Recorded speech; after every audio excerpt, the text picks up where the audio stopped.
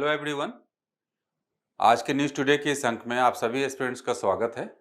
और आज यानी कि 1 नवंबर के न्यूज़ टुडे के अंक को हम लोग कवर करेंगे। इसमें सबसे पहले हम लोग महत्वपूर्ण सुर्खियों पे नज़र डालेंगे। आज इसके अंतर्गत जो है 6 न्यूज़ आर्टिकल हैं, जिसमें पहला है अमेरिका परमाणु हथियारों का परीक्षण फिर से शुरू करेगा, मतलब न्यूक्लियर टेस्टिंग की घोषणा ट्रंप प्रशासन के द्वारा की गई है। प्रमुख रक्षा साझेदारी के लिए भारत अमेरिका फ्रेमवर्क, भारत और अमेरिका के बीच में रक्षा के संदर्भ में विभिन्न प्रकार के समझौते की बात कही गई है और यहाँ पे उसके संदर्भ में न्यूज आर्टिकल विभिन्न आयाम होंगे इसमें। तीसरा भारत के समुद्री क्षेत्र की उपलब्धियां,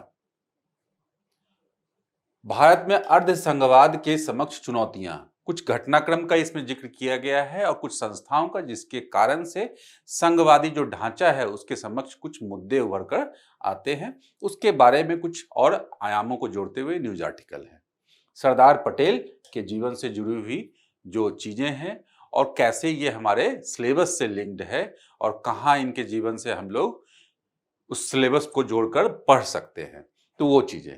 और उसके बाद आर्य समाज के 150 वर्ष पूरे हुए, तो इसके बारे में न्यूज आर्टिकल है। चलिए, इसका कुछ संक्षिप्त सुर्खियां हैं, शॉर्ट न्यूज। इसमें सबसे पहला, इसमें भी एक महत्वपूर्ण इंटरनेशनल ऑर्गेनाइजेशन एशिया प्रशांत आर्थिक सहयोग, बचत दर और अभ्यास त्रिशूल, बाल्टिक सागर, आइबेरियन लिंक्स और अल्पवेन तरंगे और क्रिएटिव सिटी ऑफ गैस्ट्रोनॉमी के बारे में हम लोग देखेंगे। तो चलिए हम लोग अपने पहले न्यूज आर्टिकल से शुरुआत करते हैं, वही जिसका शीर्षक है भारत में अर्धसंघवाद के समक्ष चुनौतियां। तो सबसे पहले हमें यही क्लियर कर लेना होगा कि भारत में क्या है। सबसे पहले कोई भी पूछा जाए कि हमारा क्या है, संघवादी ढांचा है।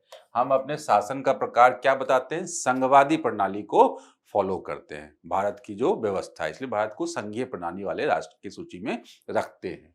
लेकिन इसी के साथ हमें ये ध्यान है कि क्या है कि कुछ यूनिक फीचर है। यूनिक फीचर है मतलब किस सेंस में, क्योंकि इसमें संघवादी प्रणाली की विशेषताएं होने के साथ साथ इसमें पर्याप्त एकात्मक लक्षण भी है। एकात्मक लक्षण भी है मतलब जहां पे केंद्र मजबूत हो जाता है और राज्यों के पास कम शक्तियां होती है। इसके विपरीत भारत में जबकि क्या है, या संघवादी प्रणाली में क्या है, संघवादी प्रणाली में क्या होता है, संघ मतलब सिंपल ये समझेंगे, संघ मतलब सहयोग, मतलब एक से अधिक लोग। तो यहां पे इस प्रकार की शासन प्रणाली में जो सत्ता होती है वो एक केंद्र और उसके साथ डिफरेंट एंटिटी मतलब स्टेट। और अगर भारत का संदर्भ देखा जाए तो इसके नीचे भी आप कर लो, पंचायती राज इंस्टीट्यूशन, लोकल बॉडीज भी तो है ना। तो 3 लेवल में सत्ता का विकेंद्रीकरण है, तो इसे क्या बोलते हैं, मतलब संघवादी प्रणाली। तो इसलिए अब संविधान जब बनाया जाएगा तो संविधान में दोनों के अधिकार सुनिश्चित किए जाएंगे, केंद्र की भी और राज्यों के भी, और दोनों के बारे में लिखा जाएगा, दोनों की स्वायत्ता होगी, सीमित दायरे में अपने दायरे में काम करेंगे, स्पष्ट विभाजन होगा। तो इस तरह की चीजें यहाँ पे लिखी होती हैं। लेकिन वही हम लोगों ने क्या किया है कि अपनी परिस्थितियों के अनुरूप संघवादी ढांचे को एडॉप्ट किया है कि दुनिया के जो संघवादी जो शासन वाले जो देश हैं, जो मूल, जैसे सबसे पुराना यूएसए है, कनाडा है, ऑस्ट्रेलिया है, इस तरह के जो राष्ट्र हैं, उससे चीजें तो हमने एडॉप्ट की हैं, तो इसलिए संघवादी लक्षण हमारे यहाँ दिखते हैं। लेकिन अपनी परिस्थितियों के अनुरूप हमने बदलाव भी किए और कहीं कहीं विशेष परिस्थितियों में क्या है, हमारा जो संघवादी देश है, प्रणाली है, संविधान के अनुरूप ही वो क्या है, एकात्मक लक्षण दिखाने लगता है, विशेष करके विशेष परिस्थितियों में, इमरजेंसी जैसे सिचुएशन में, कि पूरी शक्तियां कहाँ आ जाती है, केंद्र के पास आ जाती है। और ऐसे बहुत सारे और भी लक्षण हैं और ऐसे प्रावधान हैं जहां पे शक्तियां कहाँ जाती हैं, जहां पे अधिक शक्ति किसे दिखता है, स्पष्ट रूप से केंद्र के पास। तो यही इन्हीं बातों को आधार बनाते हुए कि दोनों लक्षण हैं, इसलिए अपने आप में एक तरह से एक्सपेरिमेंट है, संघवादी ढांचे को भी एडॉप्ट करने का। और यही बात आप समझोगे तो समझो कैसे। तो सबसे पहले मैं यही बता देता हूं कि अर्धसंघवाद जो है, इसीलिए कुछ स्कॉलर ने इसे कहा कि अर्धसंघवादी व्यवस्था या क्वासी फेडरल। अंग्रेजी में क्या बोला? Quasi federal. केसी वियर करके एक विश्लेषक हैं, स्कॉलर हुए, उन्होंने ये शब्द को दिया। तो ये तो थी चीजें प्रैक्टिकल, मतलब एक स्कॉलर के लेवल पे एकेडमिक चीजें। और इसको संविधान में क्या कैसे इसको शामिल किया गया, तो संविधान में देखेंगे कि आर्टिकल 1 में ही लिख दिया गया कि भारत क्या होगा? संघों का, राज्यों का संघ होगा। भारत डेट इज इंडिया, मतलब इंडिया डेट इज भारत, राज्यों का संघ होगा, यही बताया गया। तो और इस लाइन के बारे में, मतलब इस स्टेटमेंट के बारे में डॉक्टर अंबेडकर ने भी स्पष्ट रूप से संविधान सभा में ये कहा कि हमने जानबूझ के ये लिखा है, कि ये इसलिए लिखा है कि इससे ये पता चले कि कोई भी राज्य जो है ना, इससे अलग ना हो पाए, और ये राज्यों के समझौते का परिणाम नहीं है। तो मतलब क्या, हमने अपनी यूनिकनेस को बता दिया। यूनियन, संघ शब्द जो है यही है।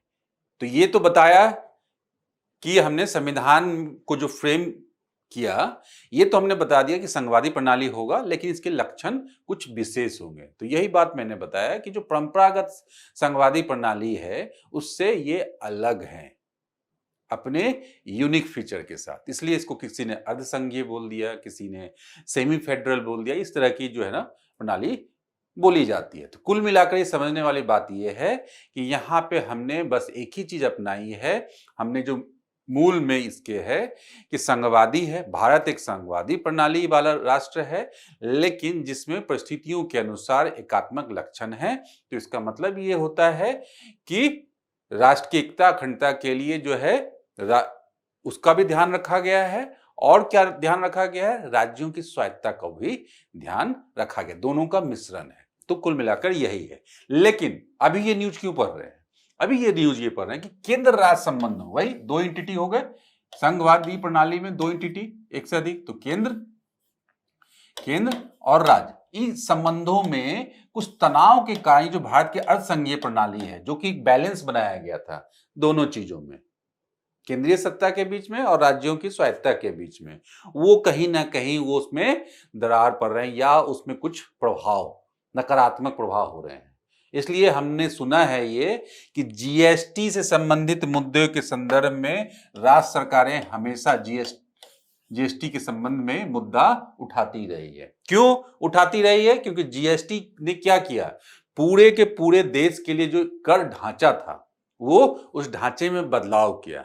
और बदलाव किया तो उसमें क्या, उसमें जो राज्यों के लिए भी आय का साधन था, मतलब कर के द्वारा जो आय होती थी, उसमें से कुछ चीजें जीएसटी के दायरे में, मतलब ये तो सारी इनडायरेक्ट टैक्सेस जो जिसपे लिया जाता था वस्तुओं के बिकने पे, उस वस्तु और सेवाओं पे, वो सारी चीजें जीएसटी के दायरे में आ गई। जीएसटी के दायरे में तो अपने आप जो है शक्तियां कहां चली गई? केंद्र सरकार के पास। और केंद्र सरकार के पास भी क्या, जीएसटी काउंसिल। ये जो क्या है, जीएसटी काउंसिल, यही तय करती है जीएसटी से संबंधित मुद्दे को, और इसकी समय समय पर मीटिंग होती है। इसकी समय समय पर मीटिंग होती है। और जीएसटी काउंसिल में हमने पता है कि फाइनेंस मिनिस्टर और राज्यों के भी जो मंत्री या जो भी डेजिग्नेटेड पर्सन हैं, वो उसके मेंबर होते हैं, जो मिलकर ये फैसला लिया जाता है कि कैसे कर, कौन से वस्तु या सेवा को शामिल किया जाना है जीएसटी के अंतर्गत, किस पे कितना कर है, किस स्लैब में डाला जाना चाहिए। इस तरह के जो मुद्दे होते हैं, मतलब जो भी चीजें बदलाव होंगे जीएसटी से संबंधित, इस तरह की बातें।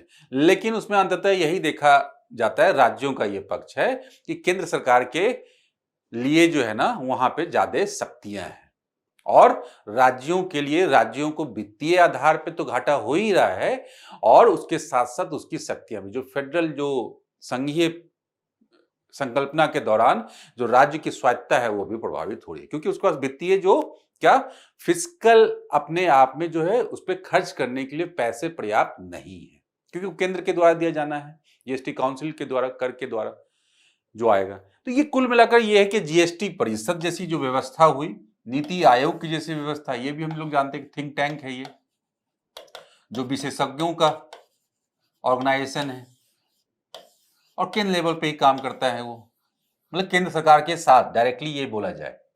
और वो क्या करती है, पॉलिसी मेकिंग में साथ देती है, और पॉलिसी मेकिंग, रिसर्च और ये डेवलपमेंट के लिए के दृष्टिकोण से। पहले योजना आयोग था, अब नीति आयोग है। इसकी अनुशंसाएं सरकार को नीतियां बनाने में मदद करती, यही करना है इसे नीति आयोग। तो ये इस तरह के जो फैसले हैं कहीं ना कहीं राज्य की जो स्वायत्तता है और राज्य की जो हित हैं उसको प्रभावित करते हैं, या उसके संदर्भ में मुद्दा उभर कर सामने आता है। अब यहाँ पे एक चीज और है, यही चीज है यहाँ पे, तो इसीलिए बताया भी गया है यहाँ पे। हालांकि इसका क्या है, ये मुद्दों को अगर अलग करें तो इनका मूल उद्देश्य क्या है कि नीति आयोग और जीएसटी परिषद जैसी संस्थाएं वार्ता के लिए मंच प्रदान करती है, और ये संस्थाएं भारत की लोकतांत्रिक सफलता के मूल सिद्धांत स्वशासन और साझा शासन को मजबूत करते हैं। कुल मिलाकर ये लक्ष्य है कि, और अल्टीमेटली उसका लक्ष्य क्या है कि संघवादी प्रणाली जिसमें केंद्र और राज्य साथ मिलकर चले, और सभी राज्य भी एक दूसरे के साथ मिलकर चलें। इसीलिए उसको एक मंच दिया गया है बात करने के लिए, लेकिन उससे संबंधित मुद्दे हैं, इसलिए ये न्यूज आया है। यहाँ पे आगे बढ़ने से पहले ये भी ध्यान कर लेंगे, जीएसटी परिषद संवैधानिक बॉडी है, ये ध्यान रखेंगे, आर्टिकल 279(a) के अंतर्गत, ठीक। नीति आयोग संवैधानिक बॉडी नहीं है, ठीक है।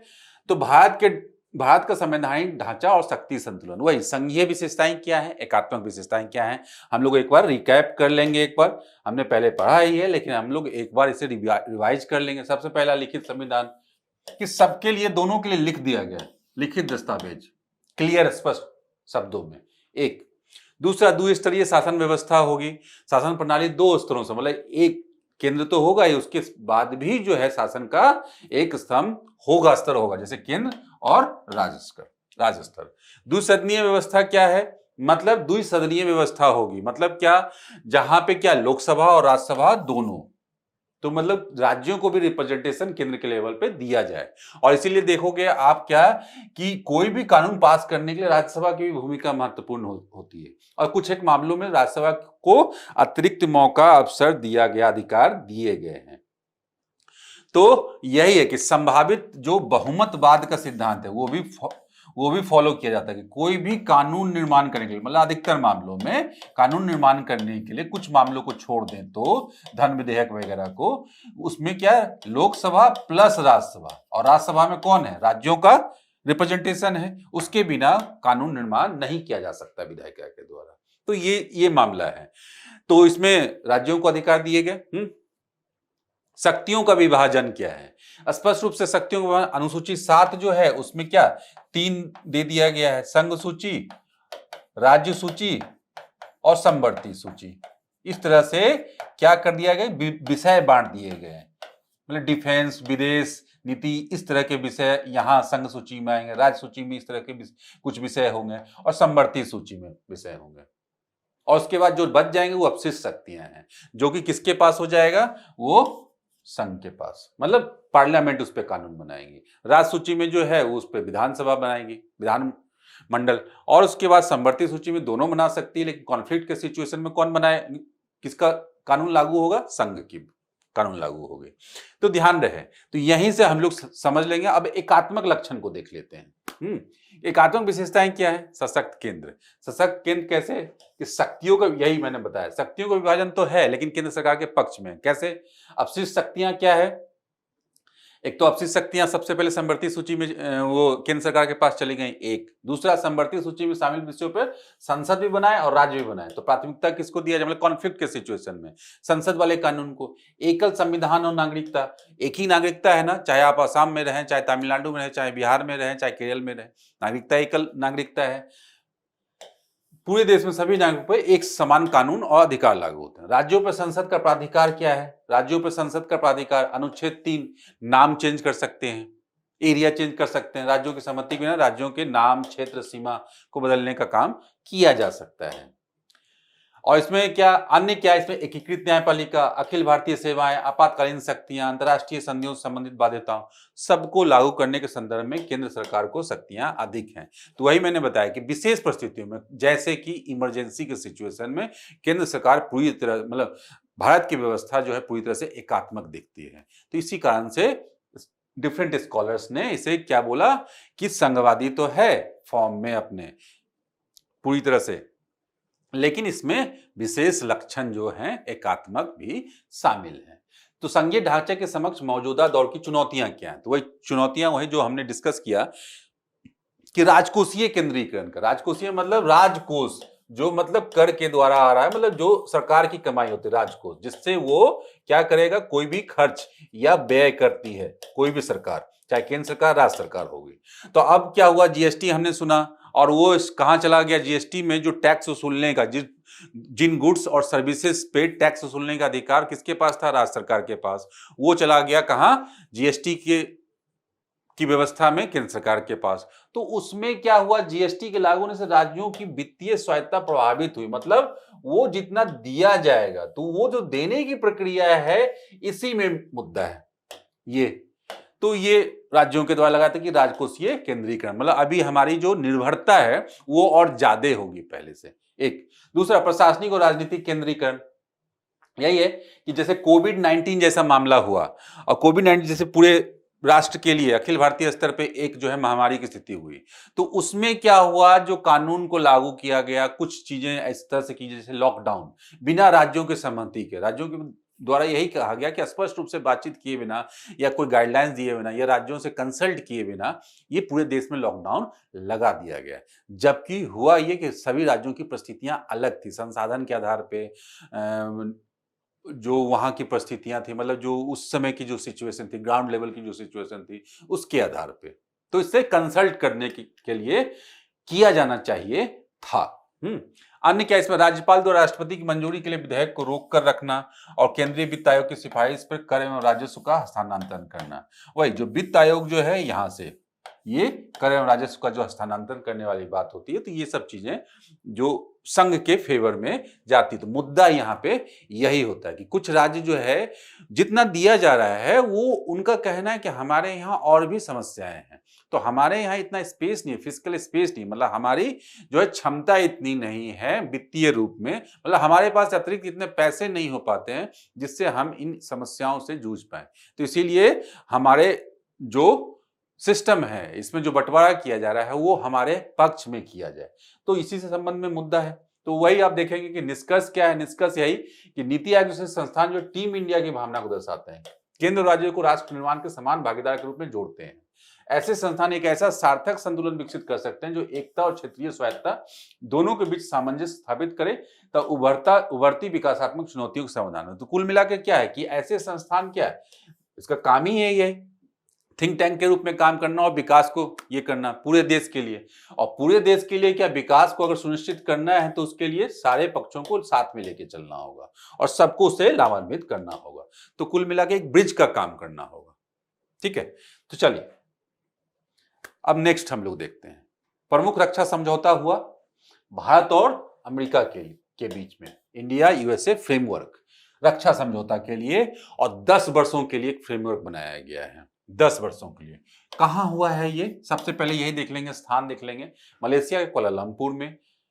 और हुआ क्या है कि 12वां आसियान रक्षा मंत्रियों को बैठक प्लस ADMM प्लस, इसको क्या बोलते हैं, ASEAN defence minister meeting plus, plus में कौन से आ जाएंगे, वही जो 8 राष्ट्र हैं, ये एशिया पैसिफिक रीजन ही आप मान लो, उसमें जो है आसियान के डिफेंस मिनिस्टर के साथ साथ, जैसे जो उसके परमानेंट डायलॉग पार्टनर हैं इस संगठन में, उन्हीं के मंत्रियों का ये बैठक है, डिफेंस मिनिस्टर्स का।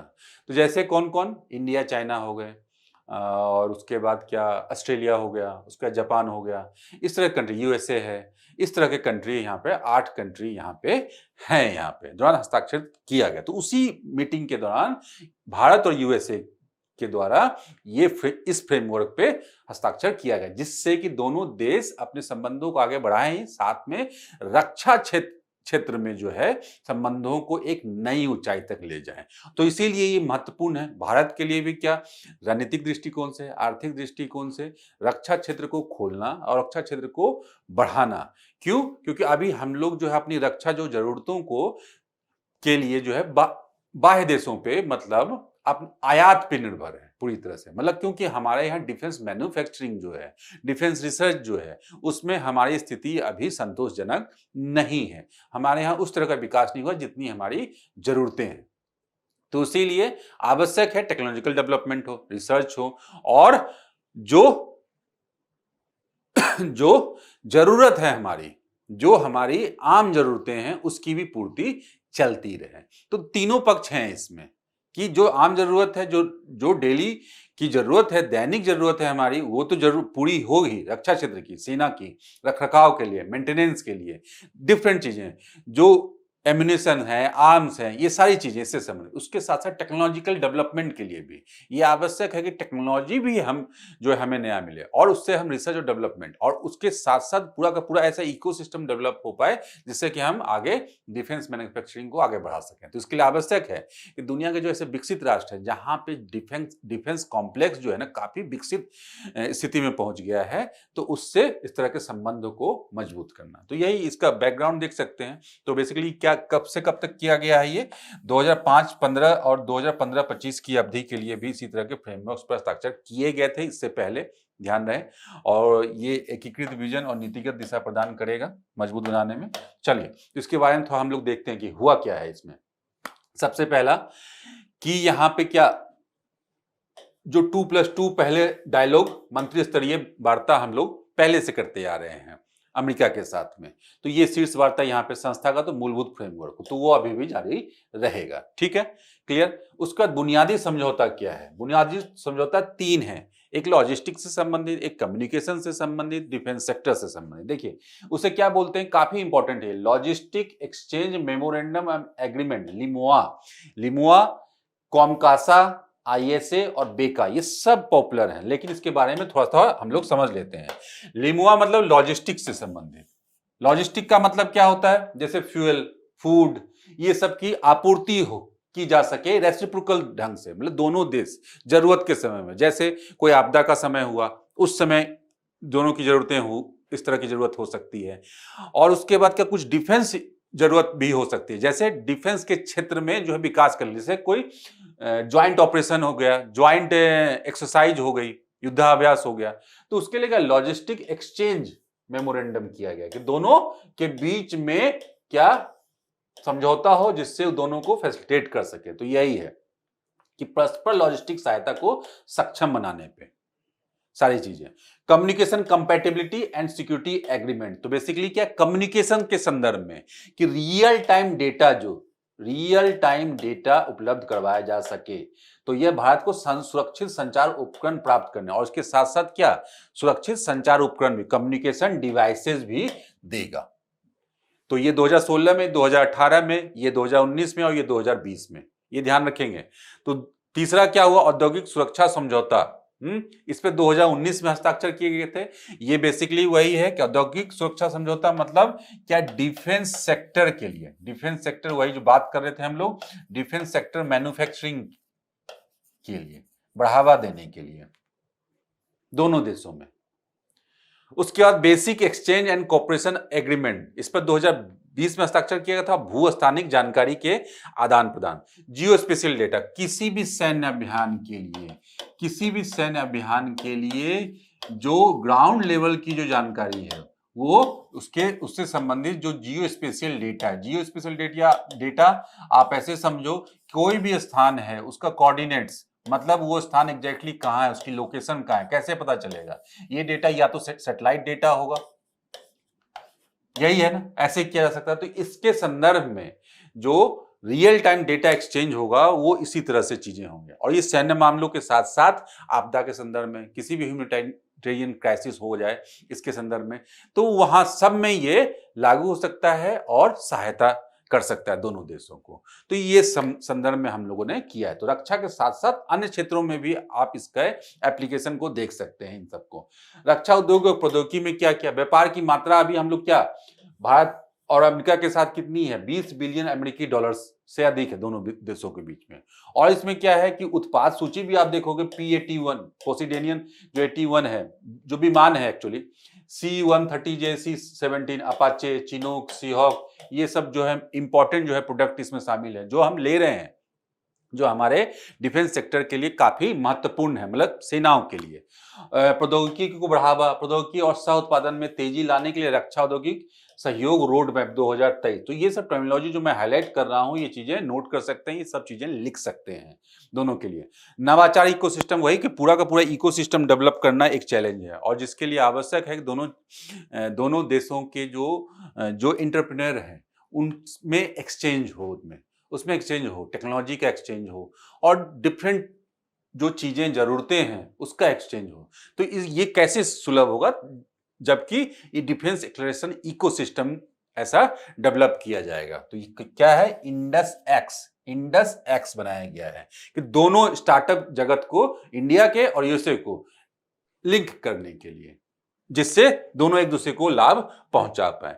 नई पहलों की घोषणा भी कुछ चीजें हैं, क्या है कि हिंद प्रशांत क्षेत्रों में उद्योग और भागीदारी को स्वायत्त प्रणालियों के उत्पादन बढ़ावा देंगे। स्वायत्त प्रणाली उद्योग संगठन एशिया इसका नाम है, पहल आरंभ की गई पूरे के पूरे एशिया पैसिफिक में। इस तरह से हम लोग देख सकते हैं। तो ये सब चीजें कुछ नया है कि एशिया क्या है भारत और यूएसए के संदर्भ में, तो देख सकते हैं यहाँ पे। ठीक है, इंडस इंक्स क्या है, एक्स क्या है, डायरेक्ट ही पूछा जा सकता है या ऐसे पूछा जा सकता है, निम्नलिखित में भारत और अमेरिका के संबंधों में कौन संबंधित है या कौन संबंधित नहीं है।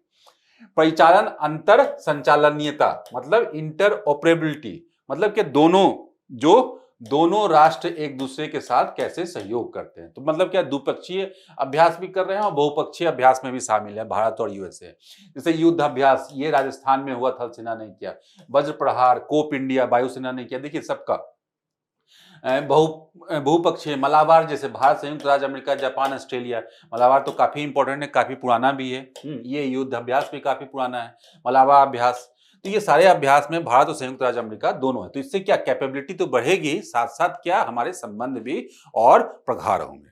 ठीक है, चलिए इसी तरह से एक और इंपॉर्टेंट क्षेत्र है क्या, टेक्नोलॉजी तो बोल ही सकते हैं, साथ साथ क्या हम लोग इकोनॉमी और रक्षा क्षेत्र मतलब पूरे के पूरे इंफ्रास्ट्रक्चर क्षेत्र से संबंधित। क्या, भारत के समुद्री क्षेत्र की उपलब्धियां, समुद्री क्षेत्र की हम जानते हैं कि 7,000 किलोमीटर, 7,500 किलोमीटर से ऊपर की हमारा कोस्ट, हमारी तटीय रेखा है और हमारा इतना लंबा जो है, इतना बड़ा जो है EEZ भी, एक्सक्लूसिव इकोनॉमिक जोन, मतलब हिंद महासागर में भारत की उपस्थिति एक अनिवार्य सत्य है और हमारी भौगोलिक दशाएं ऐसी है, जिस कारण से हमें आवश्यक है कि 2047 तक अगर विकसित अर्थव्यवस्था बनना है तो हमें क्या करना होगा, ब्लू इकोनॉमी में को अधिक से अधिक बढ़ावा देना पड़ेगा और उसे दोहन करना पड़ेगा पॉजिटिव तरीके से।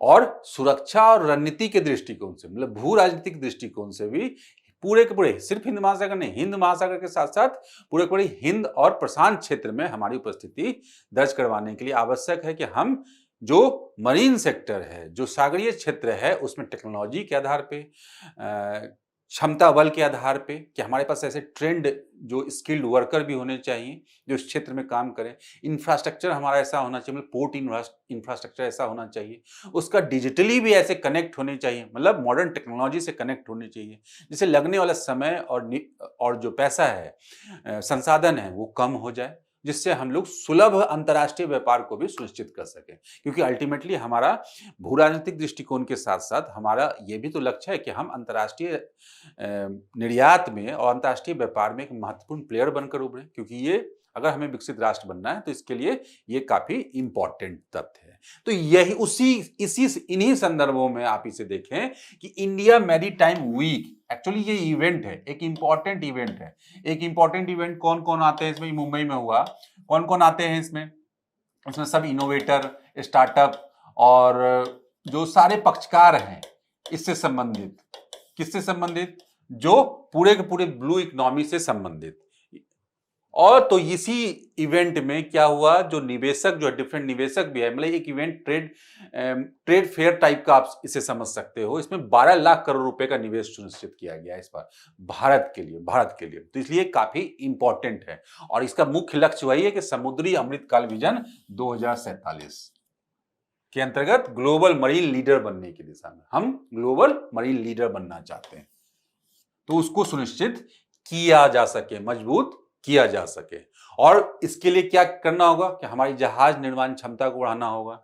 हम शिपिंग कॉर्पोरेशन ऑफ इंडिया जैसे जो संस्था है उसकी क्षमताओं को बढ़ाना होगा, जिससे कि वो प्रोडक्शन भी बढ़ा सके, तभी हमारी जरूरतों को, आगे बढ़ने वाली जरूरतों को बढ़ा सकेंगे, तभी तो निर्यात बढ़ाया जा सकता है, अंतर्राष्ट्रीय व्यापार में अपनी पहुंच बढ़ाई जा सकती है, अपने और भारत के द्वारा दी जाने वाली सेवाएं बढ़ाई जा सकती हैं, तभी तो ये क्या है, स्वदेश जहाज निर्माण क्षमता जो है ये क्या बढ़ गई है। जो सार्वजनिक उपक्रमों ने 59 जहाज निर्माण हेतु 47,800 करोड़ रुपए के ऑर्डर जारी किए हैं। एक तेल और गैस संबंधी सार्वजनिक उपक्रमों ने अंतर्राष्ट्रीय व्यापार से डायरेक्ट संबंधित है कि तेल और गैस के आयात और निर्यात से संबंधित होगा। शिपिंग कॉर्पोरेशन ऑफ इंडिया जो मुंबई में ही है, इसका हेडक्वार्टर 1 लाख करोड़ रुपए के निवेश के साथ 2047 तक अपने बेड़े को 216 जहाजों तक बढ़ाने का लक्ष्य रखा गया है। तो ये सब बेसिक बातें हैं इससे संबंधित। अब यहाँ पे देख लेते हैं और कुछ उपलब्धियां क्या है। कुल मिलाकर वही जो हमने बताया कि भारत की अर्थव्यवस्था के लिए महत्वपूर्ण है सागरीय क्षेत्र। कैसे महत्वपूर्ण है कि देश का व्यापार का एक महत्वपूर्ण हिस्सा किससे होता है, 95% व्यापार और मूल्य के हिसाब से 70% व्यापार किससे होता है, सागरीय रास्तों, मतलब अंतर्राष्ट्रीय जो सागरीय मार्ग है, सी कोस्ट, हमने सी रूट जो है हमने देखा है। पतन की क्षमता को बढ़ाकर दुगनी हुई है। पहले 2014 में 1400 मिलियन मीट्रिक टन प्रति वर्ष था, वो बढ़ के अब कितना हो गया, 2762 हो गया, लगभग 2 गुना हो गया 2014 से 2025 में, 11 सालों में, मतलब पिछले 10 वर्षों में।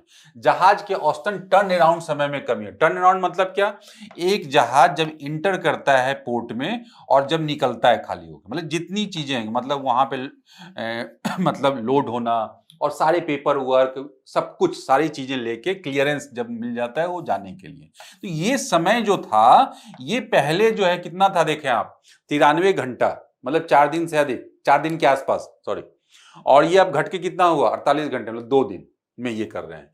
तो ये जो टाइम हमारा सेव हुआ, और ये टाइम कैसे सेव हुआ होगा, ऑब्वियसली टेक्नोलॉजिकल डेवलपमेंट हुआ होगा, और उसके बाद क्या, स्किल्ड वर्कर को अप्लाई किया गया होगा, जो प्रोसेस होगा उसे आसान बनाया गया होगा, पहले की प्रक्रिया इसकी अभी की तुलना में जटिल रही होगी। तो ये सब करने से क्या होगा, हमारे यहाँ से आवाजाही और हमारे यहाँ जो व्यापार करना बाहर के राष्ट्रों के लिए आसान होगा। तो इससे क्या, हमारा जो मूल उद्देश्य है वो पूरा होगा। चलिए, और अन्य उपलब्धियां क्या है कि संचालन संबंधी जो कार्यबल है, मतलब जो सी फेरर वर्कफोर्स है, जो इसमें लगा हुआ वर्कफोर्स है, उसे भी बढ़ाना, ऑब्वियसली, क्योंकि वही एक रीढ़ की हड्डी है, क्योंकि काम करने वाले वही हैं। तो जो 2014 में 1.25 लाख करोड़ थे, वो बढ़ के अभी कितना हुआ, 3 लाख से अधिक ये हो गया। और ये पूरे विश्व स्तर पे जितने सी फेरर हैं वर्कफोर्स है उसका 12% है। तो काफी इंपॉर्टेंट है हमारा हमारा जो सेक्टर है ये सागरीय क्षेत्र जो है। और भारत में प्रशिक्षित सी फेरर वर्कफोर्स के विश्व के शीर्ष 3 आपूर्तिकर्ताओं में से एक बन गया है। तो सबसे इंपॉर्टेंट ये कि ट्रेंड स्किल्ड होना चाहिए, जिससे कि समय की बचत हो, संसाधन की बचत हो, और क्या, इसकी इफिशियंसी अधिक हो।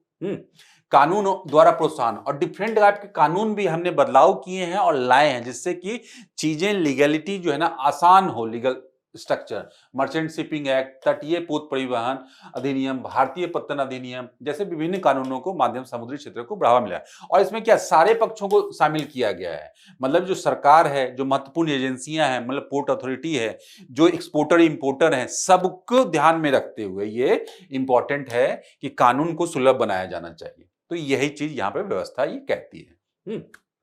अब क्या है कि कुछ चीजें जो है ना बढ़ावा देने के लिए उठाए गए प्रमुख कदम क्या है, जैसे मैरीटाइम इंडिया विजन 2030 एक इंपॉर्टेंट है कि 10 प्रमुख विषयों की पहचान की से पतन संबंधी अवसंरचना, लॉजिस्टिक संबंधी दक्षता आदि को वैश्विक समुद्री महाशक्ति के रूप में उभारेगा।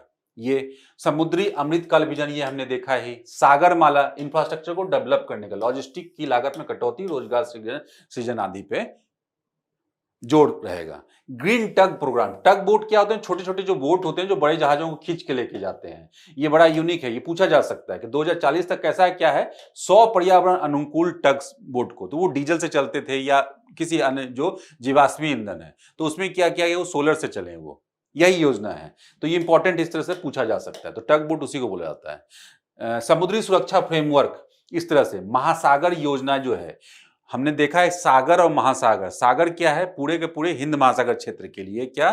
शांति, सुरक्षा और विकास को सुनिश्चित करने के लिए। और इसी का बृहद पूरे दुनिया के लिए क्या है? महासागर योजना।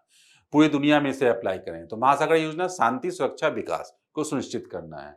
तो इससे भी असर पड़ेगा कि जहां हम अपने साझेदार को नए नए साझेदार विकसित कर पाएंगे, वहीं हम अपनी सुरक्षा भी मुहैया करवा पाएंगे और गारंटी दे पाएंगे अपने व्यापार को और अपने जो लॉजिस्टिक रूप से जो है ना, हम गारंटी दे पाएंगे। जैसे आप समझ लो समुद्री डकैतों की समस्या। समुद्री डकैतों की समस्या से अफ्रीका के पूर्वी तट पे सोमालिया, इथोपिया जैसा कंट्री है, तो वहां पे हमारे डिफरेंट कंट्रीज से जो है ना इस तरह के टाई अप है और हमारे द्वारा भी इस तरह के प्रयास किए जा रहे हैं जिससे इस गतिविधियों को कम किया जा सके। अगर इन गतिविधियों को कम नहीं किया जा सकेगा तो क्या भारत से किया जाने वाला जो व्यापार है उसको सुरक्षा दी जा पाएगी? और ये क्या वो प्रभावित नहीं होगा भविष्य में? तो लोग प्रेरित नहीं हो उससे जो है ना, प्रेरित होने के बजाय जो भारत से व्यापार करने में समस्या होगी लोगों को। तो इस तरह की चीजें भी जो है, नीतियां जो है ना, काफी इंपॉर्टेंट रोल अदा कर सकती हैं।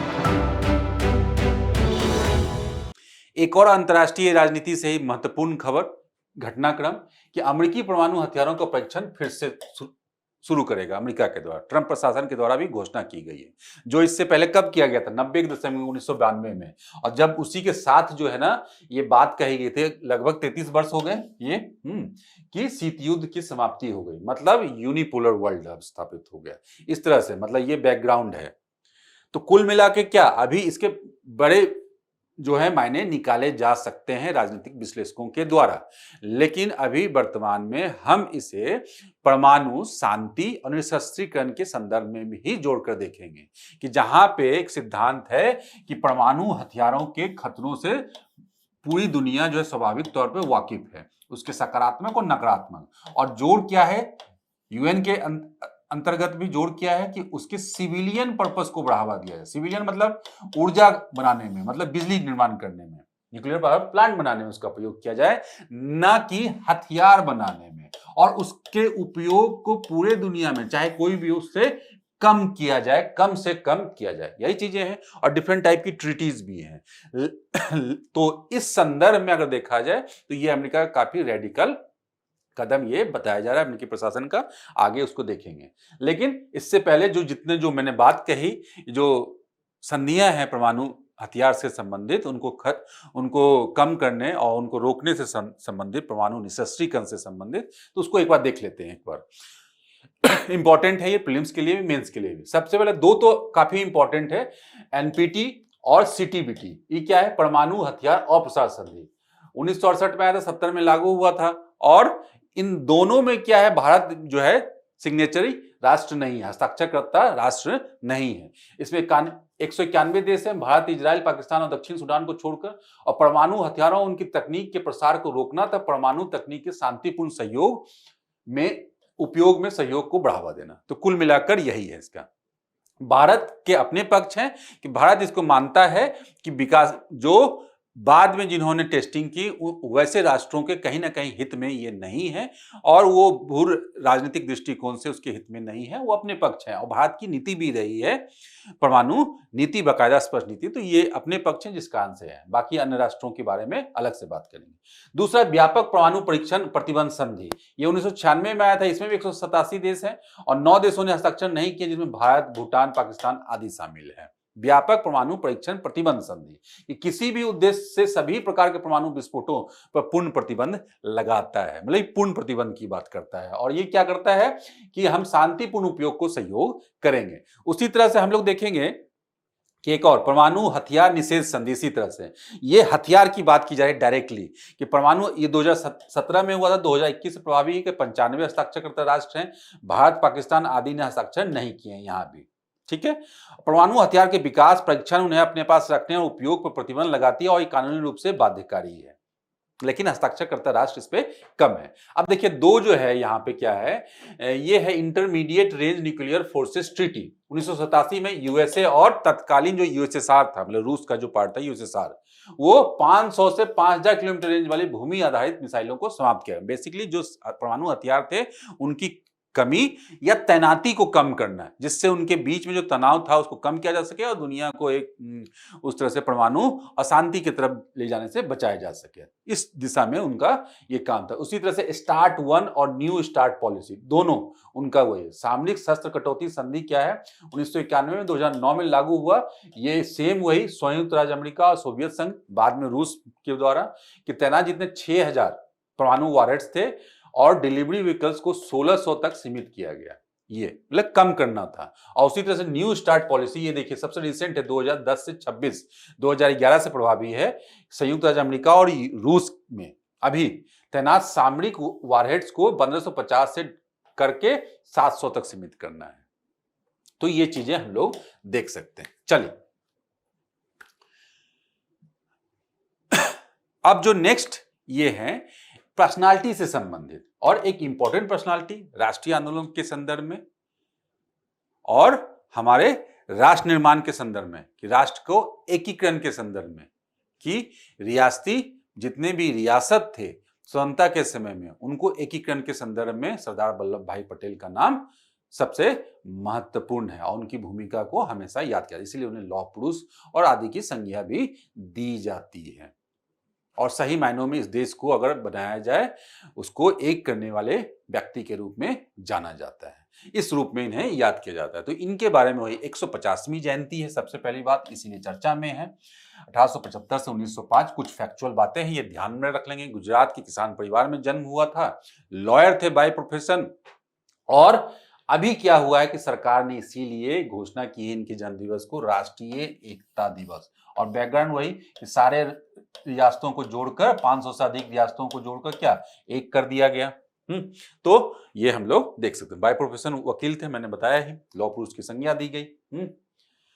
स्वतंत्रता पूर्व क्या किया कि प्रारंभिक गांधीवादी आंदोलनों में नेतृत्व था। हमने देखा है कि 1918 में खेड़ा सत्याग्रह और अहमदाबाद मिल हड़ताल, इसमें प्रमुख ग्राउंड लेवल जो वर्कर थे, गांधी जी के राष्ट्रवादी जो अनुयायी थे, उसमें महत्वपूर्ण जो नेतृत्व करता कौन थे, सरदार वल्लभ भाई पटेल थे।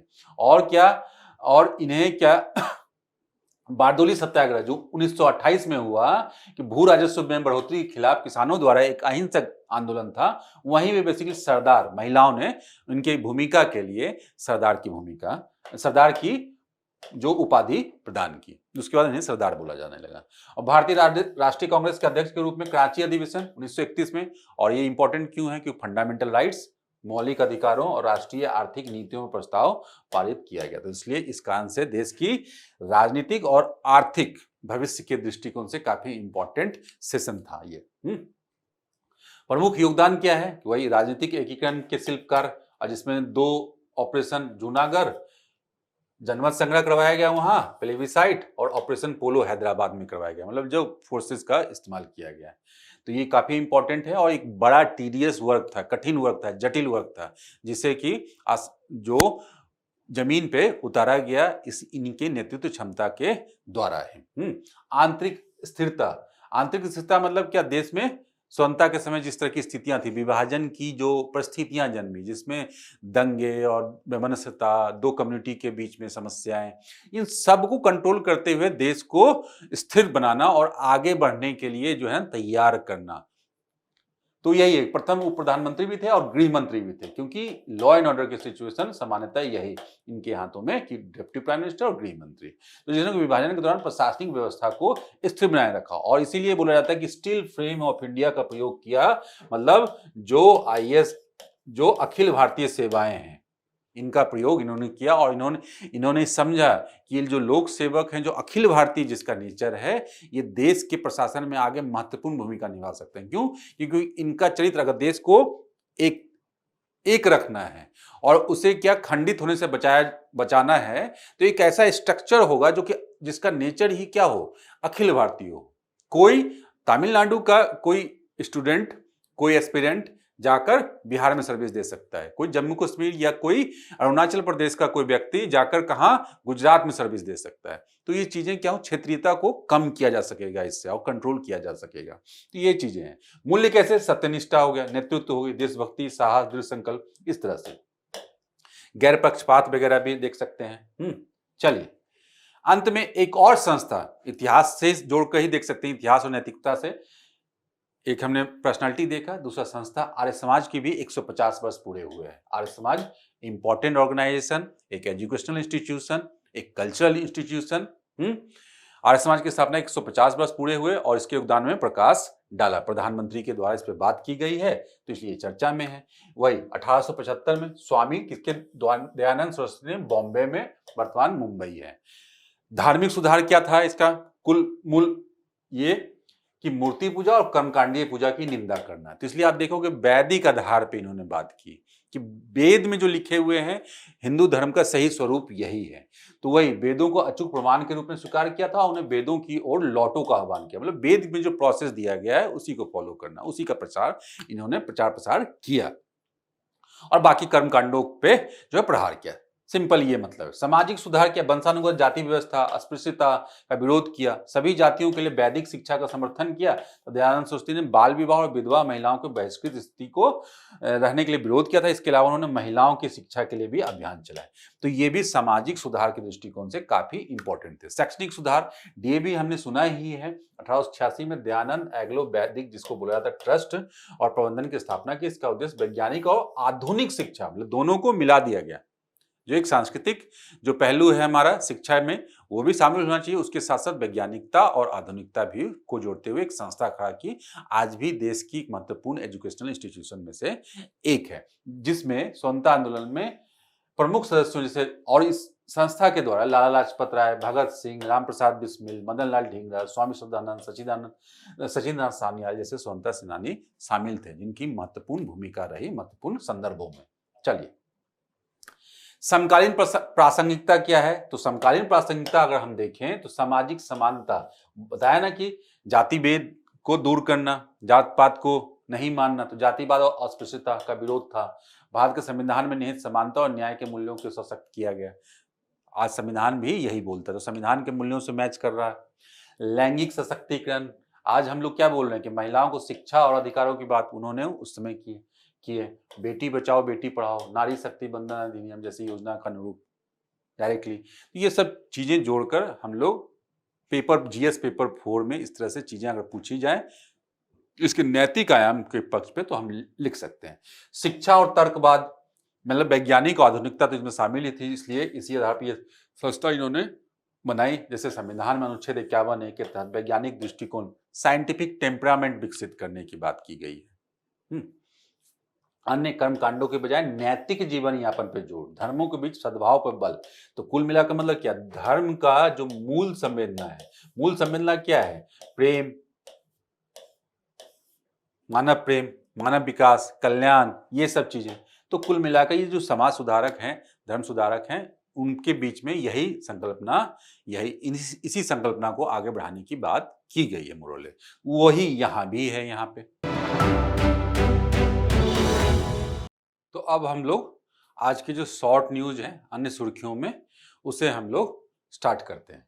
जो पहली शॉर्ट न्यूज है वो है क्या, एशिया प्रशांत आर्थिक सहयोग। ये हमने पहले भी देखा है कि एशिया प्रशांत आर्थिक सहयोग एशिया प्रशांत क्षेत्र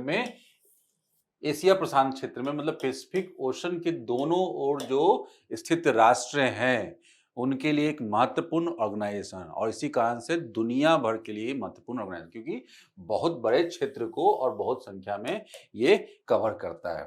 21 सदस्य राष्ट्र है, जिसमें क्या, अब देखो इधर ऑस्ट्रेलिया है, इधर कनाडा, यूएसए, ये सारे कंट्री हैं, और इधर जो एशियाई कंट्री हैं, चीन, इंडोनेशिया, ये सब, जापान, दक्षिण कोरिया, मलेशिया, संयुक्त राज्य अमेरिका आदि, ये सब चीजें इसमें है एपेक कंट्री। तो एपेक कंट्री इसलिए इंपॉर्टेंट हो जाता है विश्व स्तर पे भू राजनीतिक दृष्टिकोण से। अभी चर्चा में क्यों है? चर्चा में यह है कि 2025 में ये शिखर सम्मेलन इसका हुआ है दक्षिण कोरिया के कहा, ग्वांगजू शहर में, ये ध्यान रखेंगे। तो इंपॉर्टेंट ऑर्गेनाइजेशन है विस्तार के दृष्टिकोण से, भू राजनीतिक दृष्टिकोण से, महत्व के दृष्टिकोण से। इसकी स्थापना कब हुई, थोड़ा फैक्चुअल जानकारी इसके बारे में देख लेते हैं। 1989 में 21 सदस्य है, मैंने बता दिया, सचिवालय सिंगापुर में है। भारत एपेक का क्या है, सदस्य नहीं है, ये एकदम ध्यान रखेंगे, भारत नहीं है, लेकिन इसको क्या, ऑब्जर्वर का दर्जा प्राप्त है। तो ये पूछा जा सकता है कि भारत क्या है ऐसे महत्वपूर्ण संगठनों में। उद्देश्य, एपेक का उद्देश्य क्या है कि एशिया पैसिफिक क्षेत्र में क्या करना है, एक सक्रिय और सामंजस्यपूर्ण समुदाय का विकास करना है और मुक्त और खुले व्यापार एवं निवेश के साथ साथ रूल बेस्ड सिस्टम को आगे बढ़ाना है। तो ये कुल मिलाकर ये कि एशिया पैसिफिक क्षेत्र में शांति सुरक्षा को सुनिश्चित किया जा सके और व्यापार जिसमें सुलभ हो सके, यही है। तो अंतर्राष्ट्रीय ऑर्गेनाइजेशन से संबंधित ये न्यूज काफी इंपॉर्टेंट है, संस्था भी इंपॉर्टेंट है। बचत दर अर्थव्यवस्था के संदर्भ में हमने दो चीजें सुनी है, बचत दर, निवेश दर। ये हमेशा जब भी बजट वगैरह आता है तो ये चीजें देखते हैं आर्थिक सर्वेक्षण वगैरह में। बचत दर मतलब सामान्य भाषा में समझेंगे जो हमारे पास खर्च करने के लिए है और जो हमने खर्च किए उन दोनों को माइनस कर दें। 100 रुपए और 80 रुपए, 100 रुपए हमारा इनकम था और खर्च करने के लिए मतलब खर्चे वर्च काट कर हमारे पास 100 रुपए खर्च करने के लिए थे और उसमें से हमने 80 रुपए किए, तो मतलब क्या हुआ, 20 रुपए हमारे पास बच गया। तो यही बचत होगा ना। और भविष्य में, और ये इंपॉर्टेंट क्यों है इतना, इसी को राष्ट्र स्तर पे आप समझ लो, ठीक है। अब ये इंपॉर्टेंट क्यों है, इंपॉर्टेंट इसलिए है कि यही फिर से री इन्वेस्ट होता है। तो आपने सुना होगा किसी भी व्यक्ति का इन्वेस्टमेंट बढ़ाने के लिए बचत को बढ़ाना पड़ता है। तो बचत किसी भी अर्थव्यवस्था में इसीलिए इंपॉर्टेंट है। आप देखेंगे कि बचत करता कौन कौन है, ये राष्ट्र के स्तर पे अगर देखा जाए तो बचत कहां से आता है, ये कैसे क्रिएट होता है, परिवार मतलब हाउस होल्ड, व्यवसाय, बिजनेस हाउसेज और सरकार, ये सब बैंक में पैसा रखते हैं ना। ये अब मुनाफा कमा रही है, सरकार डिफरेंट अकाउंट से पैसा उन्हें आ रहा है। तो सब जो बचत किया गया वही जो फॉर्मूला वही है, जो जितना उनके पास डिस्पोजेबल इनकम था और जितना उपभोग था उसमें से घटा दोगे तो ये बचत हो जाएगा। अब हम आज क्यों पढ़ रहे हैं इसे, आज ये हुआ है कि EAC-PM प्रधानमंत्री के आर्थिक सलाहकार परिषद जो इंपॉर्टेंट है आर्थिक मामलों के दृष्टिकोण से पॉलिसी मेकिंग के लिए, कि अध्यक्ष का कहना है कि 60% की समृद्धि दर प्राप्त करने के लिए भारत की निवेश दर को 34 से 35% तक बढ़ाने की आवश्यकता है। निवेश दर मैं बोल रहा हूं, ठीक है। और ऐसा इस कारण क्योंकि समृद्धि दर का वित्त पोषण मुख्यतः बचत और विदेशी निवेश के माध्यम से होता है। तो समृद्धि दर का ग्रोथ कैसे बढ़ाओगे, निवेश करके बढ़ाओगे, निवेश करके बढ़ाओगे ग्रोथ। और निवेश में पैसा कहां से आता है, एक जो आपने बचत किया हुआ है और दूसरा विदेशी निवेश जो बाहर से आप कर्ज ले रहे हो या बाहर से FDI आ रही है, यही है, मैं सामान्य भाषा में समझा रहा हूं। तो यही बचत है, इसलिए बचत को अगर बढ़ाया जाए तो बचत को बढ़ाया जाना भी समय के साथ ग्रोथ को बढ़ाने के लिए इंपॉर्टेंट है। तो यही है कुल मिलाकर मुद्दा। तो इसमें 2024 में कितना 30.2%। तो इसीलिए बचत को, बचत की परिभाषा, बचत किस किस सोर्स से आता है, बचत की परिभाषा और बचत कितना होता है, फैक्चुअल पॉइंट। तो ये तीनों स्टेटमेंट भी पूछे जा सकते हैं प्रीलिम्स में डायरेक्टली, और ये चीजें इस प्रकार से प्रश्न पूछी जाती है जो इंपॉर्टेंट टर्मिनोलॉजी होती है अर्थव्यवस्था के दृष्टिकोण से, विकास के दृष्टिकोण से, डेवलपमेंट के दृष्टिकोण से, ग्रोथ के दृष्टिकोण से, इन्फ्लेशन के दृष्टिकोण से, ये सब चीजें। चलिए, अभ्यास त्रिशूल काफी इंपॉर्टेंट है रणनीतिक रूप से, और खास करके हमारे जो कॉम्बैट ऑपरेशन है, जो भारत की जो सुरक्षा की परिस्थितियां निर्मित हुई है, भारत के आसपास के मतलब जो पड़ोस संबंध, जो बिगड़ते हुए पड़ोस संबंध है, खास करके पाकिस्तान, चीन की जो एग्रेसिव नीति है या उनके द्वारा की जाने वाली जो गतिविधियां हैं, मतलब सीमा पर आतंकवाद या चीन के द्वारा किया जाने वाला सीमाओं का उल्लंघन, तो उस दृष्टिकोण से काफी इंपॉर्टेंट है। ये पाकिस्तान सीमा से संबंधित है, ध्यान रखेंगे ये अभ्यास। तो सबसे पहले क्या, ये अभ्यास क्या है, पाकिस्तान सीमा से संबंधित है और ये तीनों सेनाओं का ज्वाइंट ऑपरेशन है। तो इसलिए लिखा हुआ है कि पश्चिमी सीमा पर गुजरात और राजस्थान में एक बड़ा त्रिसेवा अभ्यास, ठीक है, मतलब आर्मी, नेवी और एयरफोर्स, अभ्यास त्रिशूल। और ये बेसिकली यही करेगा कि जो मूवमेंट है, तीनों सेना का कोऑर्डिनेशन कितना अच्छा है, किस तरह से हम ऑपरेट कर सकते हैं, और क्या जो लॉजिस्टिक से संबंधित और मूवमेंट हम लोग किस तरह किसी भी इस प्रकार के सिचुएशंस के समाधान के लिए उस समय जो है ना प्रतिक्रिया देने के लिए। तो यह अभ्यास बेसिकली एक ऐसा मंच प्रदान करेगा जिससे ये प्रदर्शित किया जा सकेगा कि स्वदेशी रक्षा प्रणाली को भारत के परिचालन ढांचे में कैसे एकीकृत किया जा सकता है, कि कैसे उसे ऑपरेट किया जा सकता है, कि इस तरह का सिचुएशन क्रिएट किया जाए कि जब तीनों सेनाओं को मिलकर जो है कार्रवाई करनी हो, तो उसी के लिए पहले से प्रैक्टिस किया जाना आवश्यक है। तो चूंकि अभी पहलगाम अटैक हुआ, ऑपरेशन सिंदूर हुआ, तो उसके पृष्ठभूमि से जोड़कर इस अभ्यास को देख सकते हैं कि अपने कैपेसिटी बिल्डिंग के रूप में हम लोग देख सकते हैं इस घटना को। चलिए, बाल्टिक सागर, ये भी अंतर्राष्ट्रीय राजनीति से संबंधित है।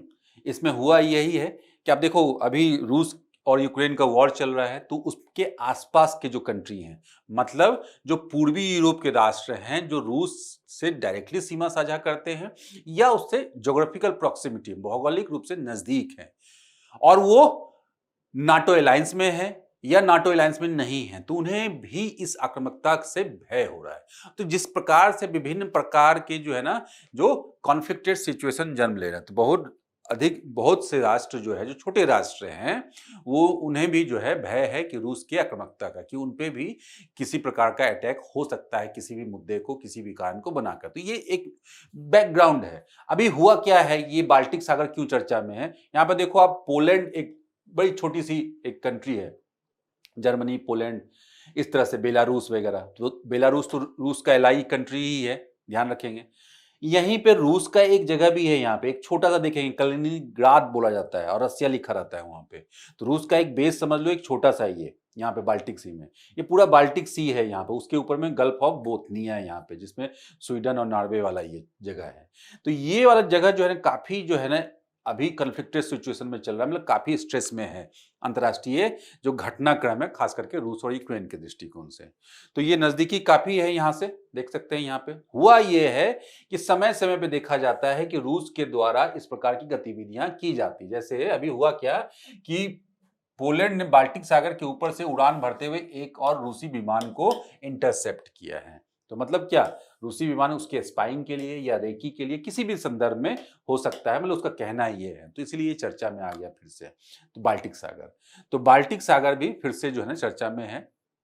तो इसमें लोकेशन हम देख सकते हैं, उत्तरी यूरोप का स्थान है ये। बेसिकली सीमावर्ती देश देख सकते हैं, स्वीडन और पोलैंड, लिथुआनिया से लेकर लिथुआनिया, लाटविया, ये सब, और रूस, इस तरह से होते हुए।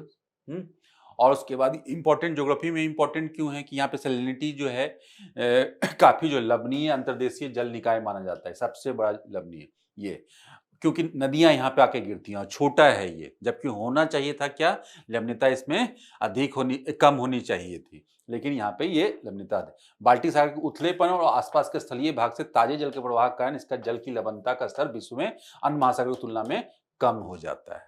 तो यही है यहाँ पे।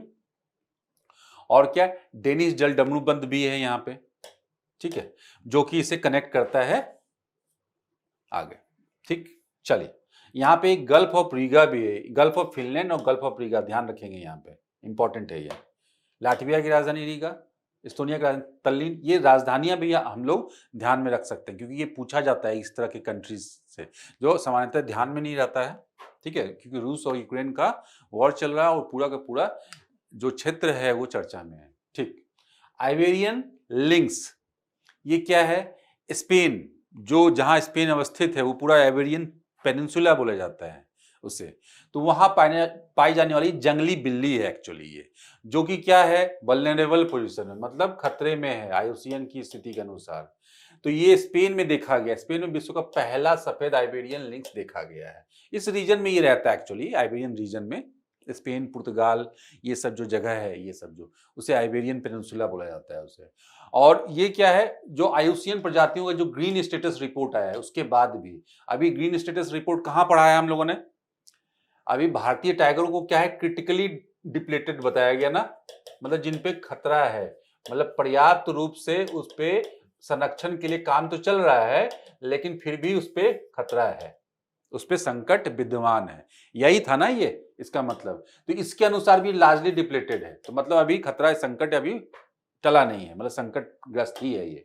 ठीक, साइट्स के अनुसार परसिस्ट 1 में सूचीबद्ध, मतलब क्या, जो हाई लेवल का जो है ना, इसे संरक्षण की चीजें दी गई है, मान्यता दी गई है।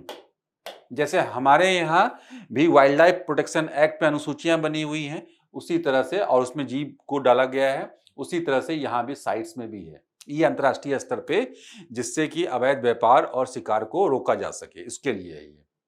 प्राकृतिक पर्यावास क्या होता है, घनी झाड़ियां और शिकार के लिए खरगोशों से अधिकता। बेसिकली हुआ क्यों है कि खरगोशों की अधिकता आइबेरियन लिंक्स का पर्यावास का आवश्यक घटक है, तो यही चीज है। और व्यवहार मुख्य रूप से संध्याचर, शाम में रात्रिचर, जो सामान्यतः इस जीव में है। खरगोशों की आबादी में गिरावट हो गया, क्योंकि खाते थे, खाना यही था, तो गिरावट हो गई। पर्यावरण क्षति, हमने देखा है कि जैव विविधता के प्रमुख खतरों में से क्या होता है कि आवास विखंडन, जो उसकी पोषणीयता है उस पर खतरा।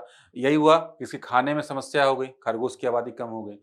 पर्यावरण क्षति, जिस प्रकृति का आवास में रहता है उस पर क्षति हो रही है, या विखंडन की बात की जा रही है। रोग का प्रसार, कम आनुवांशिक विविधता, अवैध शिकार। ठीक है, तो ये चीजें हम लोग देख सकते हैं। आल्फवेन तरंगे, ब्रह्मांड से, यूनिवर्स से संबंधित क्या है ये आल्फवेन तरंगे? ये हमने सुना है कि कोरोना जो सूर्य का बाहरी पार्ट है, सूर्य का बाहरी पार्ट है, वो सूर्य का बाहरी पार्ट, सूर्य का बाहरी पार्ट, और वहां से तरंगे निकलती हैं। ये चीज हमने सुना है, ये देखा है हमने ये चीजें, और प्रभावित करती हैं ग्रहों को, जिसकी जिस दूरी पे है ये स्थिति ये है। और वो जब पहुंचेगी, चूंकि पृथ्वी क्यों बच जाता है, क्योंकि पृथ्वी इसलिए बच जाता है, पृथ्वी क्योंकि यहाँ पे पृथ्वी का जो मैग्नेटिक, जो भूचुंबकत्व है वो एक कवच की तरह होता है, जिसमें वो फंस के ये इसमें हो जाता है। और इसी कारण से जो है क्या चीजें होती है यहाँ पे, ऑरोरा बोरेलिस और ऑरोरा ऑस्ट्रेलिस, यही देखते हैं। नॉर्दर्न लाइट्स और सदर्न लाइट देखते हैं, ध्रुवीय ज्योति हमें देखने को मिलती है। लेकिन एक और चीज होता है, एक और चीज क्या होती है कि यहाँ पे स्पॉट्स देखा जाता है, सन स्पॉट्स वगैरह देखा जाता है ना। ये sun spots, actually sun spot क्या होता है, ये टेम्परेचर हालांकि इनका भी अधिक होता है लेकिन आसपास से कम होते हैं, आसपास से कम होते हैं। और आसपास से कम होने के कारण ये जो जगह है वो क्या हो जाता है, वहां से जियोमैग्नेटिक तरंगे निकलती है। और अब क्या बताया जा रहा है, अल्पवेन वेव क्या है कि ये जो सौर ज्वाला निकल ही रही थी, फ्लेयर जो है निकल ही रहा था, जो हाई हीट एरिया था यहां से बाहर वाला जो कोरोना था, ये यहां इसमें शामिल हो जाता है, मतलब ये इसमें अब मिल गया। तो मतलब क्या, सिर्फ हाई हीट नहीं है, बल्कि क्या ये जो चुंबकीय तरंगे हैं वो इसमें मिल गई, और इसमें मिल गई, और मिलती भी नहीं है, मिलने के साथ साथ ये दोलन करती हुई चलती है, ऐसे ऊपर नीचे ऐसे ऐसे। तो क्या है, इसका इंपैक्ट डिफरेंट टाइप से इंपैक्ट हो सकता है। इसी को क्या बोलते हैं, अल्पवेन तरंगे।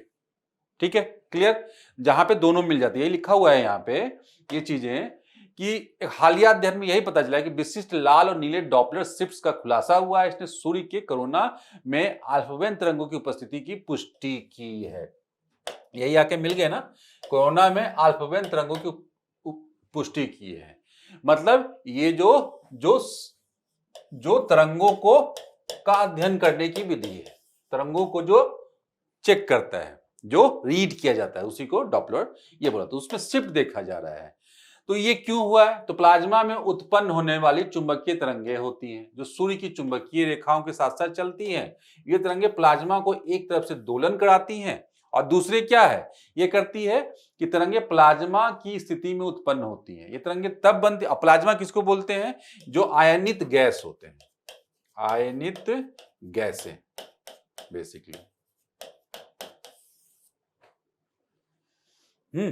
जो प्लाज्मा के भीतर मौजूद चुंबकीय क्षेत्र और विद्युत धाराएं परस्पर क्रिया करती हैं, यही होता है। और इसके क्रिया के कारण प्लाज्मा के आयन दोलन करते हैं, मतलब ऊपर नीचे ऐसे, जिससे अल्फावेन तरंगों का निर्माण होता है। ये चीजें हैं।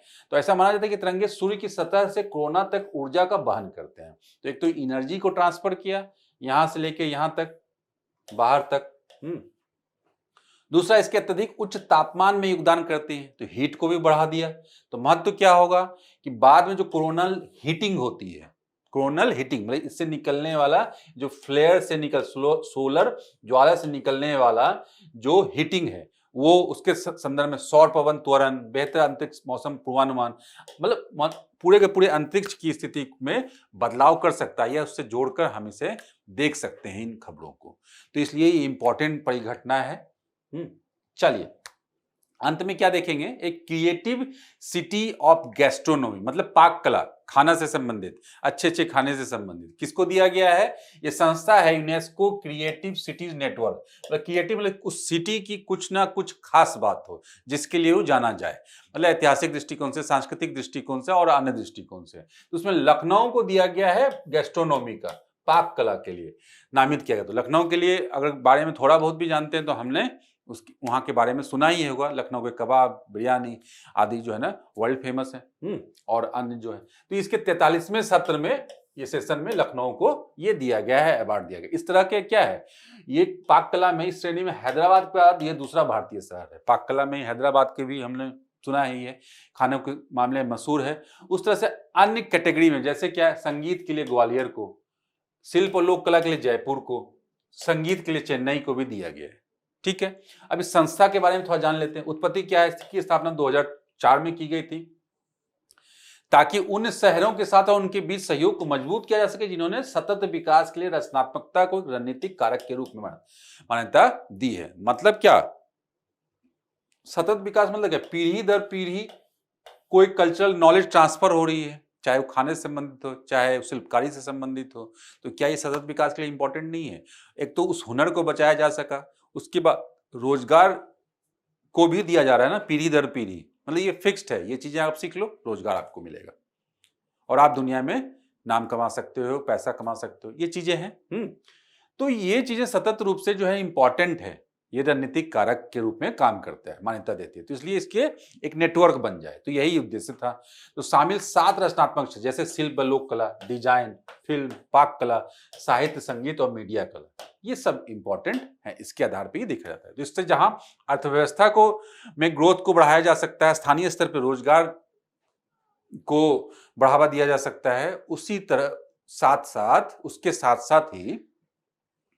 उसके साथ साथ ही जो नहीं पूरा सांस्कृतिक जो धरोहर है उसे भी बचा के रखा जा सकता है, और इसके साथ साथ विभिन्न प्रकार की गतिविधि जैसे टूरिज्म वगैरह वगैरह को भी बढ़ाया जा सकता है, तो इसलिए इंपॉर्टेंट है ये। चलिए अब हम लोग अभ्यास प्रश्न देख लेते हैं आज का। पहला क्वेश्चन क्या है, पहला क्वेश्चन है, भारत के संविधान में शक्तियों के विभाजन के संदर्भ में निम्नलिखित कथनों पर विचार कीजिए। भारत के संविधान की अनुसूची 7 के अंतर्गत 3 सूचियों के माध्यम से केंद्र और राज्यों के बीच शक्तियों के विभाजन का प्रावधान किया गया, एकदम सही है। संविधान के अनुच्छेद 3 के अनुसार संसद द्वारा राज्यों की सीमाओं में परिवर्तन करने से पहले उनकी सहमति लेनी आवश्यक है। उपयुक्त कथनों के संबंध में निम्नलिखित में से कौन सा सही है? स्टैटिक पोर्शन से प्रश्न है ये, आप लोग देखेंगे, रिवाइज करेंगे और इसको सॉल्व करने का प्रयास करेंगे। काफी अच्छा प्रश्न है। क्वेश्चन नंबर 2, आइबेरियन लिंक्स के संदर्भ में निम्नलिखित कथनों पर विचार कीजिए। देखिए 3 स्टेटमेंट है, सही कथन चुनना है, ABCD। इसी तरह से प्रश्न यूपीएससी में भी पूछे जाते हैं इन जीवों के बारे में, या तो डायरेक्ट पूछ लिया जाता है या फिर इस तरह से डिफरेंट स्टेटमेंट बना के, तो सबसे टफेस्ट क्वेश्चन में से हो सकता है अगर ऐसा भी पूछ लिया गया तो। इसलिए लेकिन अगर आपने उसके बारे में पढ़ा है तो बड़ी आसानी से इसको मार्क किया जा सकता है। भारत में क्वेश्चन नंबर 3, भारत में बचत दर के संदर्भ में निम्नलिखित कथनों पर विचार कीजिए। वही 3 स्टेटमेंट जो हमने लगभग डिस्कस किया उसी फॉर्मेट में कौन से सही स्टेटमेंट में है। आसान प्रश्न है ये। इसी तरह से लेकिन इकोनॉमिक्स में प्रश्न पूछे जाते हैं, अगर आपने उसे फॉलो किया है तो बड़ी आसानी से आप एलिमिनेट कर सकते हैं। क्वेश्चन नंबर 4, हाल ही में सूर्य के कोरोना में पुष्टि की गई कि अल्फा तरंगें महत्वपूर्ण है क्योंकि वे इस तरंगों से तीव्र चुंबकीय विस्फोट उत्पन्न होते हैं जिससे बड़े सौर ज्वालाएं और तूफान उत्पन्न होते हैं। यही चीज हमने निष्कर्ष के रूप में कहा था यहाँ पे, तो वो ABCD क्यों होता है, ये चीजें यहीं पे बताया जा रहा है। ठीक है, उसके कारण। क्वेश्चन नंबर 5 क्या है, निम्नलिखित में से कौन सा देश बाल्टिक सागर का सीमावर्ती देश नहीं है? ये पहले भी पूछा जा चुका है इस तरह का प्रश्न, किसके सीमावर्ती कौन है? किसी देश के चारों तरफ पूछ लिया जाता है, किसी सागर के चारों तरफ पूछ लिया जाता है, किसी झील के चारों तरफ पूछ लिया जाता है, अरल सी के बारे में पूछा गया है, तो ऐसा प्रश्न सामान्य है। चलिए क्वेश्चन नंबर 6, निम्नलिखित में से कौन सा भारत के संघीय ढांचे में स्वशासन और साझा शासन के सिद्धांत का सबसे अच्छा उदाहरण है? अभी हमने सबसे पहले यही देखा हमने, आसान है ये। चलिए तो इस तरह से आप लोग न्यूज़ टुडे को कंटिन्यू रखें और इसमें जो आप सीखें उसे अपने करंट अफेयर की तैयारी में शामिल करते हैं, समावेश करते रहें, जिससे आप एक सही दिशा में आगे बढ़ सकें। और न्यूज़ टुडे के अंक को देखते रहिए। धन्यवाद।